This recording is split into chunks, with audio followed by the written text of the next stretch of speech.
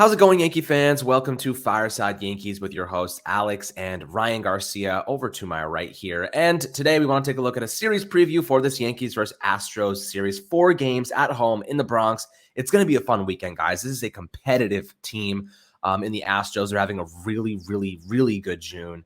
And they're, doing really well. And ultimately, they've hit 93 homers this year. The Yankees are still well above them in that category. Overall, the Yankees are just a better team. But Houston has a really good pitching staff, and they have some really tough guys they have to face up against this week. And I'm thinking like the Yankees are going to have another tough series. Tampa Bay really gave them some problems. Luckily, managed to win that series 2-1, and really just escaped by the skin of their teeth last night with Jose Trevino hitting a 2-run blast to take the lead, and Aaron Judge obviously having his 26th and 27th homers to propel him into a further MVP candidate race. And right now this Yankee team, they're really picking each other up, right? The bullpen struggles, the batters pick them up, the starting pitching struggles, the bullpen picks them up. Yesterday, Jordan Montgomery gave up 9 hits and 4 earned runs, but the bullpen was lights out. Michael King, Clay Holmes, and Clark Schmidt gave up 1 hit combined, I believe, and struck out a couple batters. So really good performance from them, and hopefully they can continue those good performances into this series against Houston. Before we dive into the preview, Ryan, how you doing today, my friend?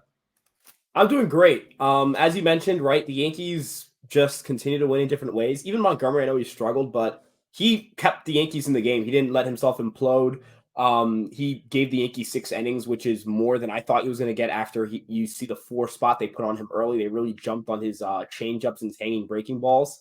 And then on top of that, I mean, Jose Trevino going out and, that back pick on Walls, like no one talks about how that could have been the difference between, a big inning, 7-8 runs, maybe the Yankees are down to potentially and instead the Yankees kept themselves in the game. And that's Trevino being a great defender and being an aggressive playmaker. You don't really hear that word in baseball, playmaking, but Trevino was a playmaker there. And then the big home run, of course, to, give the Yankees the lead.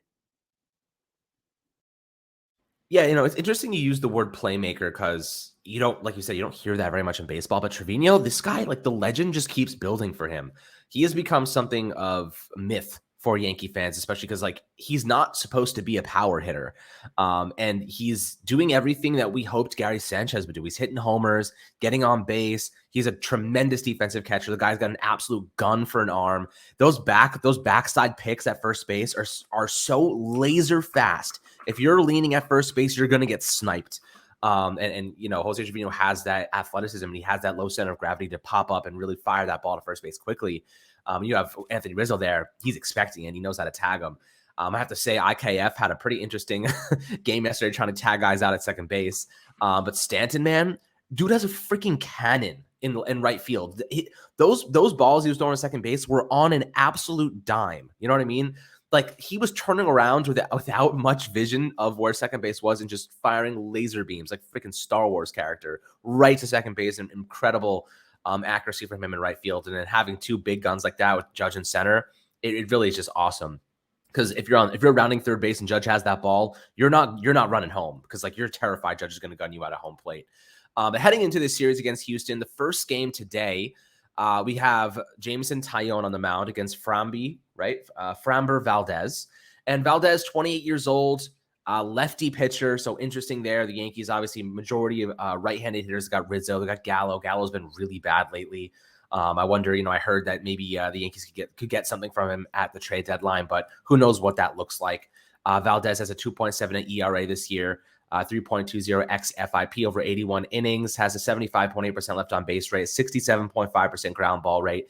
And his primary pitches include a fastball, sinker, really mostly a sinker, changeup, and cutter. So, this should be interesting to see how he kind of utilizes these pitches. The sinker is interesting. That's something the Yankees have been utilizing a lot this year. Matt Chapman has really harped on sinker ball throwers. He throws at about 94 miles an hour, has his cutter at 93.7. And then you have his curveball at 79 and changeup at 89. So, overall, his stuff isn't like insane, but that sinker is tough to hit, which makes him definitely an interesting pitcher. And I think the Yankees will have to be pretty patient in the plate and make sure that Those sinkers, they look like they're coming at you straight like a fastball, but then it just dips out of the zone. So you got to be patient, got to take some pitches, get that pitch count up, and get into that bullpen for the Astros, because that's maybe where they're going to get some action in. But this offense, man, like they're doing well. I'd like to see IKF, Gallo hit a little bit better during this series. They've got to step up offensively in the Bronx, back home, where they can take advantage of that right field wall. That short porch, and this is where Gleyber Torres has been making his money this year in that short right porch. So what are your keys for the Yankees to win this game today? So I think for me personally, Framber. So you mentioned the cutter as well. He added that a lot this year, so he can deal with lefties. He has a high whiff rate on the cutter. So again, I imagine Gallo is not in the lineup tonight. I would just think that's a bad matchup for Gallo.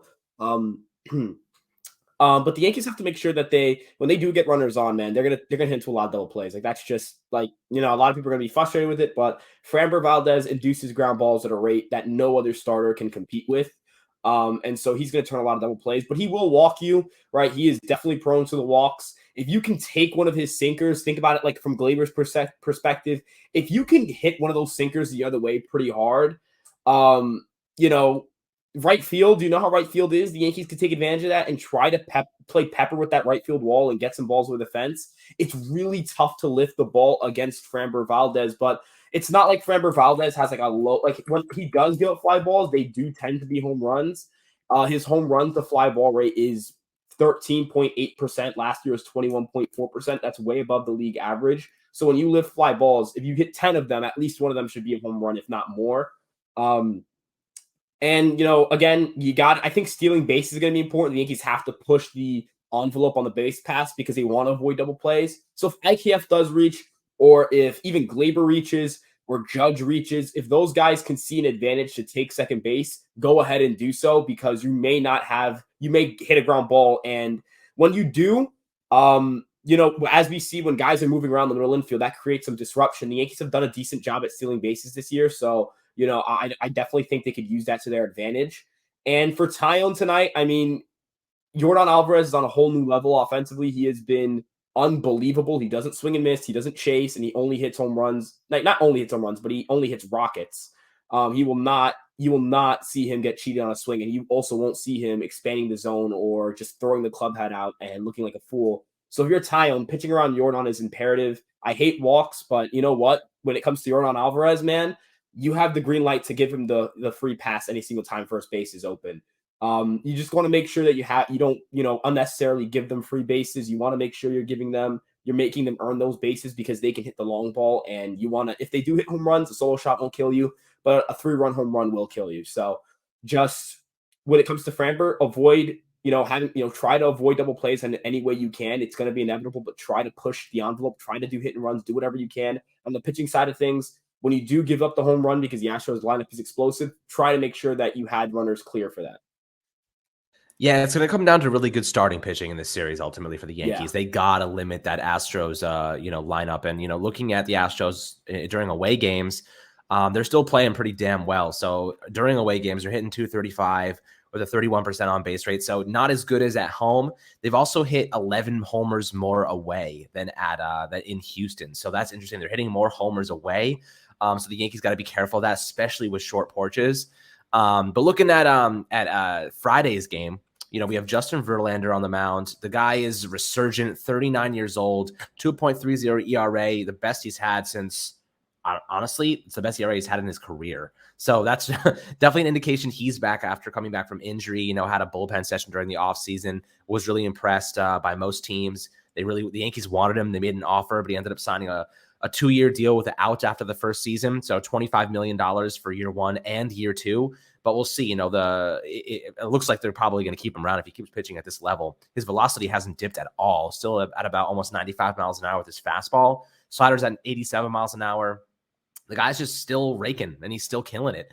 The Yankees got to be really careful with this guy, because if they give up early runs, they're going to lose. They need to be able to tag Verlander early and try to demoralize him. But the guy just, you can't demoralize a guy who's played in what, I don't even know, 467 games. He gives up a homer. The guy has amnesia. He forgets about it immediately, and he just continues dominating. So, this is going to be one of those games on Friday. that they need to win, but it's tough. They have Severino on the mound versus Verlander. ESPN Plus game is going to be a fun one. But what is the key to beating Verlander? Because I don't know if there really is a key to beating Verlander. Well, one big thing is that yes, his ERA, his run prevention is as good as it's ever been, but in terms of strikeout rates, his strikeout rate is down almost 10% from his 2018, 2019 days. So when it comes to getting swings and misses, he has not been as dominant as he used to be. And so for the Yankees, he's a fly ball pitcher. If his fastball it has the velocity, but it doesn't have the same backspin and like vertical rising effect that it had before. So for the Yankees, the elevated fastball, right? Again, it's up to just ambushing that pitch, getting him to throw pitches that aren't as overpowering as they used to be. He still is a good pitcher. Like, don't get me wrong. This isn't me saying he's bad or he isn't that good. This is me more so saying he isn't the 35% strikeout rate guy he was before, where he would strike out 14 guys in your lineup before you could even blink. There's going to be more balls in play, and more balls in play create a situation where, those, right? Like, they're more the expected batting average on a batted ball is higher than on a strikeout, right? So, you're going to put yourself in a situation, especially at Yankee Stadium, where the home run factor, there's a lot of home runs at Yankee Stadium. You can put yourself in a situation where you get a couple of long balls, right? The Yankees have shown, when they are rolling, when they're really clicking as an offense, it's when they get guys on, they get a home run, and suddenly you look up in the board and they've put a big dent in the board. We saw this yesterday where the Yankees, Trevino jumped on when he hit that home run with IKF on, that takes you from, not ahead in the game, down 1 to up 1, and having your 2 shutdown relievers and King and Holmes ready to go. And the Yankees go from, okay, we'll see how far we can go with Miguel Castro in the 8th to, hey, let's go close this game out. Let's shut the door on them. So we know the home run can change a ball game like this. We know Verlander is a guy who's going to get up a lot of fly balls. We know Verlander is a guy who's not going to walk people. He will attack the zone. He's never been afraid in his entire career to attack batters. So if you're the Yankees, you got to stay aggressive with Verlander. He's going to pound the zone. He's not going to be, dancing around. A walk rate of 4%, right? Like, and this is a new trend for him. This is his career walk rate is under 7%. He will throw strikes. He will throw his fastball in the zone. He will make you beat him. And if he's giving you that opportunity, I think Carpenter would be a great fight here, because as we mentioned before in a Carpenter episode, Carpenter really likes fastballs. Really, really, really likes fastballs. And if he gets a fastball in your account with that short right porch, don't be surprised if he goes and pulls one for a home run. Gallo really struggles against rising fastballs. With Verlander's fastball not having as much life as it did before, potentially he could have a solid game against Verlander. All it takes is one of these left-handed hitters or one of your big bats and Judge and Stanton to get a hold of one of those fastballs, and suddenly you feel pretty good about your chance of winning the game. And of course, for Severino, I think it's a matter of having his changeup ready, because Jordan, Brantley, Tucker, those left-handed guys are going to be tough outs, and they love the slider. If you look at Jordan versus the slider, he's slugging 865 against sliders. Brantley slugging 647. Tucker's slugging 750. Outside of that, they don't hit sliders well. But those 3 guys, those big left-handed bats, will kill your slider. So if you're Luis Severino, got to have your changeup ready. And that'll be the best game, I think, of the series in terms of matchups, because I think Framber and Tyone are close, but those aren't pitchers that are as good as Verlander and Severino. And then the next 2 games, which I guess we'll get into next, I think the Yankees hold a pretty strong pitching advantage there. So if the Yankees can just grab one of the Thursday and Friday games and position themselves to win those winnable games Sunday and Saturday, they're going to have a great series. Agreed. And, the Yankees have Garrett Cole in game 3 of the series against Christian Javier. And Javier, interesting pitcher, kind of sitting with a 3.07 ERA this year, over 55.2 innings, 10.99 strikeouts per 9. He's walking kind of a lot of batters at 3.72 walks per 9 this year. Gives up an occasional homer, 79.2% left on base rate, and a 23.3% ground ball rate. So he does not generate a lot of ground balls. Historically, he's given up a lot of fly balls, which for the Yankees means home runs. If they can kind of get him on an off day, they will probably take advantage of him in that category. He's kind of pitched the least of the starters up to this point, but he really is only a 2-pitch pitcher. He has a 4-seam fastball and a slider, and his 4-seamer is only at about 93.6 miles an hour, so very hittable. Let's just see how it moves, right? Like, is it rising? Like, what is it really doing here that's making it so difficult to hit? People are only hitting 189 against him on the 4-seam, and against the slider, 189 as well. So, he doesn't really use his curveball and changeup that much. Only 59 pitches. He really only uses it against left-handed batters, interestingly. His curveball and changeup, most of his action is coming against 4-seam fastballs and sliders. So interesting kind of pitcher here. I think the Yankees can easily take advantage of him with Garrett Cole on the mound, probably looking for a resurgent game.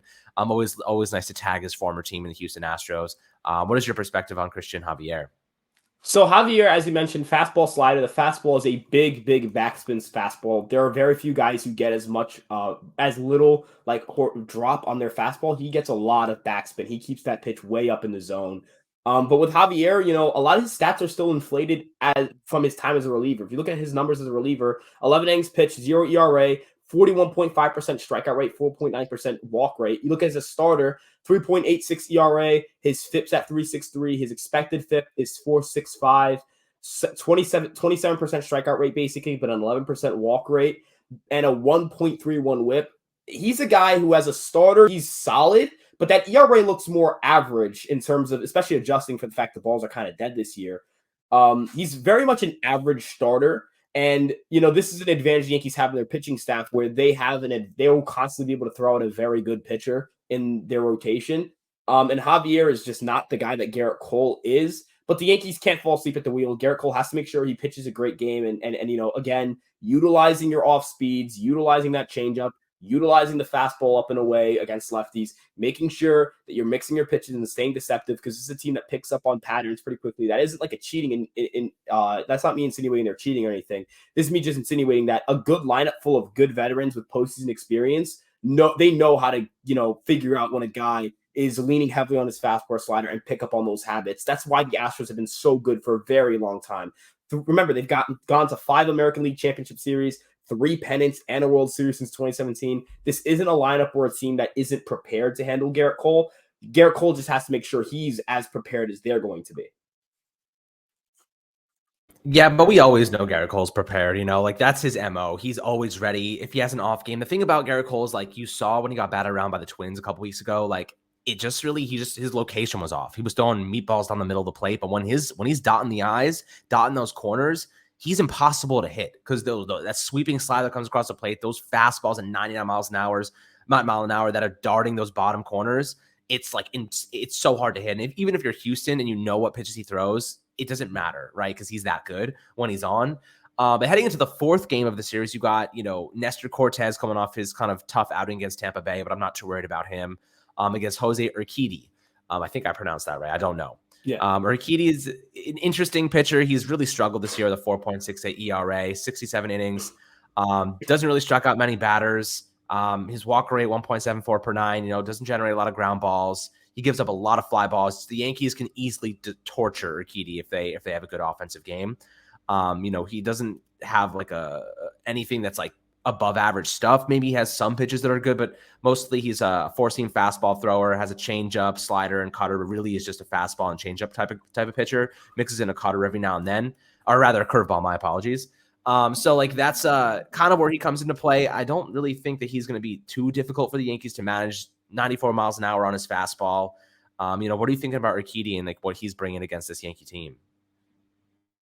So for the Yankees, I think this is the best possible matchup considering Nestor's coming off of a struggling start and he hasn't been sharp as of late. So I think for Nestor, knowing that, especially if the Yankee offense can get to Urquidy, which they should be able to, as you mentioned, his stuff isn't overpowering. His 4-seam fastball gets rocketed. His changeup is good, but it's not amazing. Same thing with the cutter. It's good, not amazing. These are very beatable pitches. He's a very beatable pitcher. If the Yankees can get scoring for him, that should relieve some pressure from Nestor to have to make, a lot of, tight pitches, close pitches. He can kind of get at the Houston offense and build up his confidence, especially with his cutter, which is kind of slumped as of late. And I know that that's a pitch he heavily relied on to have his success. So, if you're Nestor Cortez, you're facing the worst starter of the 4 in this group. Not me saying that Urquidy might have the game of his career because he said that. But realistically, in terms of the matchups, this is the one where the Astros are throwing out their worst starter. Nestor's the one slumping the most in the Yankee rotation. And I say slumping the most. He had 3 not great starts. So if you're Nestor, this is a prime opportunity for you to, you're at home, you're in your ballpark, you have your crowd behind you. It's going to be a Sunday game, afternoon game, get out early and, try to, make things work with your cutter, figure out what's wrong there, try to get deceptive again. And, if you're Nestor, this is an opportunity for you to have that bounce back start. This is a really good offense. He comes back and has a good start against the Astros. I think that's going to mean the world to him confidence wise. I don't think he feels like he has much to lose right now, because I think we can all agree if Nestor's ERA balloons up to 3 by the end of the season, are we going to call it a failure of a season for Nestor Cortes for him to be a No. 3 ERA starter? Right? Like, I don't want to make it seem like Nestor's not going to go out there thinking, oh, well, my ERA is already low. I don't have to pitch well.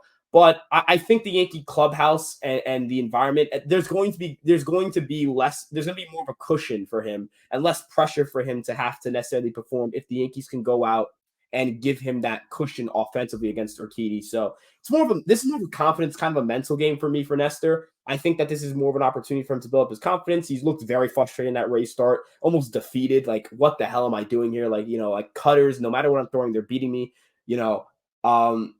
good opportunity for him. And the offense has a chance really to just kind of flex their muscles. And the Yankees as a whole have a chance to flex their muscles. Would I be happy with a split? Absolutely, because you don't lose anything at all. But would I want the Yankees to show that they're clearly the best team in the American League by taking 3 out of 4? Absolutely. This is a chance for them to really show that, they're the team to beat and that they're not going to let, oh, the Astros won the pennant last year. Oh, the Astros are this and that. They're not going to let that get to them. They have to show it. I don't think a series in June determines that, but I think it helps, if you get what I'm saying. Because not going to really say, oh, the Yankees are going to storm through the Astros in the LCS because they beat them 3 out of 4 in a regular season game where we don't know what the deadline brings for us or them. But I can definitely tell you that this is a confidence booster if the Yankees can get 3 out of 4. If they get a split, that's fine. End the tough stretch 8 and I believe it would be 8 and 5. That'd be a really good way to go through Toronto, Tampa, and Houston. So yeah. I mean, look, there's one last thing I'll throw in for when it comes to Urquidy, and essentially his fastball's garbage, right? People are hitting in 309 against him this year with a 561 slugging percentage. They're just beating him up on that pitch, and his changeup too, which is one of his more prominent pitches, 286. He's just having a bad year, pretty much altogether. Curveball, 344. People are just beating the crap out of him. But Nestor, here's the thing about Nestor Cortes. He's a much better home pitcher than he is an away pitcher. Opposing batters are hitting 236 away and 154 at home. So him being at home in Yankee Stadium around the fans and around the energy, I think he feeds off of that energy and that makes him confident. He was in Tampa Bay, really awful place to play. It's this dome. The lighting's weird. The field is strange. There's so much open space and it's like a weird layout. Being in his home ground in the Bronx, I think he pitches just twice as good as usual.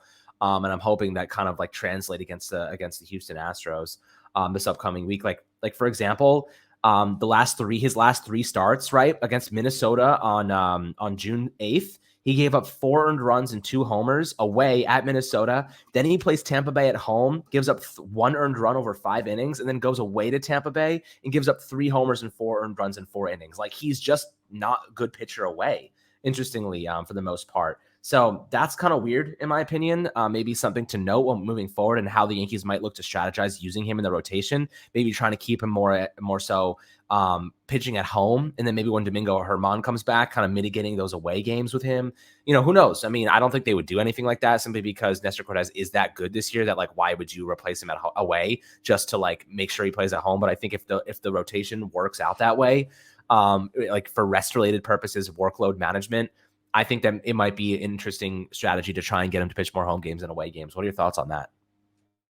I think for Nestor that, pitching at home might be a comfort thing also because maybe he finds the park dimensions a little bit better. We know left field and right field are very home run friendly down the line, but outside of that, it's pretty friendly to fly ballers and the gaps and all that stuff. We saw at Tampa, there were a lot of home runs that were kind of unicorn home runs. And again, I'm not going to sit here and complain about park dimensions. The Yankees have the short porch, and I've religiously criticized other people who have gone out and said, oh, that's a short porch home run. That's, it's not a real home run. Like, no, if the ball leaves the ballpark into the seats and it's ruled a home run, it is a home run. Don't care how it happens. But I think Nestor has that comfort of also, maybe, I'd imagine pitching a little more comfortable at home. You could probably get out earlier. I don't really know the ins and outs of pitching in terms of like home and away in terms of their process and how they warm up for games. It could just be kind of an outlier and we don't know. But for Nestor, again, I think kind of people have to overlook. Tampa saw him twice in a row. That's tough for a pitcher. Tampa has seen Nestor a lot this year as well. They saw him quite a bit last year. That was his 3rd start against Tampa in a month stretch. He pitched against them on the 26th, then the 15th of June, then on the 21st of June. Like, I can't really not say not fault it, but I can't really say I'm not shocked that a team that sees the pitcher so many times can get a little bit comfortable. We saw this with the White Sox. He went back to back against the White Sox. First start, absolutely dominant. Second start, not as dominant. Kind of had that. He gave up that home run to Abreu. Really struggled, grinded through those innings. We see this with different pitchers where when you see a guy multiple times, it's kind of easy to get onto them the second time because they're the same person you just faced 5 days ago, and their pitches move the same, and the velocity is the same, and everything's the same. You remember that. It's not too far from those starts. So I think a long stretch not facing Tampa now is going to help Nestor a lot for that. He's going to face a lot of teams that haven't seen him in a while or haven't seen him at all. That should definitely help him. I know Cincinnati has never seen him from as a Yankee, at least. Pretty sure Pittsburgh, Chicago, we already played Chicago, but Pittsburgh, Cardinals, teams like that, they have not seen him. So that should help him definitely statistically going down the stretch. Yeah, totally. So, I think with Nestor, a lot of it's confidence for him. A guy just doesn't come out of nowhere and pitch this well without being just extraordinarily confident. And for that reason, I think that home field advantage is important for him. But, you saw him against Tampa hanging his head. He was visibly upset. He was visibly concerned. And you could see it all over his face that he was not going to have a good game after that first home run. And I think that impacted him the rest of the way. But when he starts strong, when he's got the fans behind him, he's really hard to hit against. And, that's where I kind of think the Yankees will get that advantage at home against Houston with Urquidy on the other side. So I'm pretty excited. But guys, as always, make sure to like and subscribe if you enjoyed this preview of the Astros series. 4 games over the weekend, going to be fun as hell. I'm excited to see 2 really competitive teams go up against one another that could really end up meeting in the postseason once again. So it should be exciting. A lot to love about this Yankee team. They're fighting. They're resilient. Guys are picking each other up. And that's all you can really hope for when they're facing a little bit of adversity and still winning games and winning series. So altogether, I'm really impressed by this team, continuing to be so. And as always, we'll catch you guys on the next Fireside Yankees episode.